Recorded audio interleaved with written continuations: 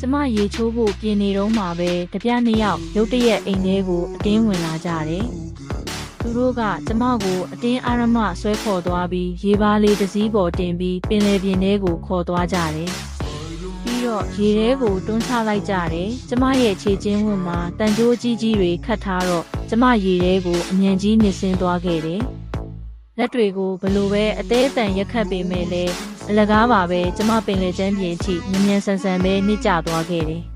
။ခြေထောက်ကတန်ကြေချင်းတွေကိုအသေးအတန်ဖြုတ်ဖို့ကြိုးစားပေမဲ့အကြိမ်ကြိမ်ရှုံးနှင်းခဲ့ရတယ်။တိတ်မကြခင်မှာပဲအသက်ရှူရတာခက်လာပြီးသတိလစ်တော့မလို့ဖြစ်လာခဲ့တယ်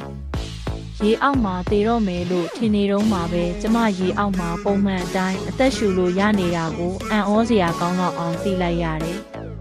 ဘာလို့လဲဆိုတာကိုစဉ်းစားနေဖို့အချိန်မရှိတာကြောင့်ခြေထောက်ကတန်ကြိုးတွေကိုဖြုတ်ဖို့ပဲအာယုံစိုက်ခဲ့တယ်ဒီတစ်ခါတော့